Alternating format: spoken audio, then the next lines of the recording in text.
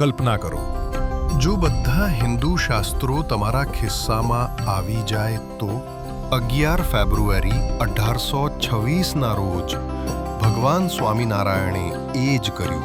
તેમણે જોયું કે લોકો હજારો પવિત્ર ગ્રંથો, વેદ, પુરાણ અને મહાભારત વચ્ચે ગૂંચવાઈ ગયા હતા.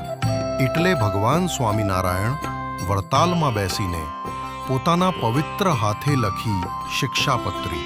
શ્લોક 7માં તેમણે લખ્યું છે, હું આ શિક્ષાપત્રી દરેક જીવના કલ્યાણ માટે લખું છું. શિક્ષાપત્રીમાં ભગવાનની ભક્તિ, આરોગ્ય, દૈનિક ફરજો, સદાચરણ, માતા પિતાનો આદર, પ્રામાણિક કમાણી, ધનનો યોગ્ય ઉપયોગ, જીવન માટેની દરેક જરૂરી વાત સમાવાઈ છે. બ્રિટિશ અધિકારીઓ શિક્ષાપત્રી ઉપદેશોથી આશ્ચર્યચકિત થયા હતા. તેમણે કહ્યું કે આ શિક્ષાપત્રી તર્કસંગત, વૈજ્ઞાનિક અને પોતાના સમયથી ઘણું આગળ છે. દુનિયાભરના લાખો ભક્તો રોજ તેનું પઠન કરે છે, પરંતુ તેનું સાચું સ્થાન ક્યાં છે તે ભક્તોના હૃદયમાં છે.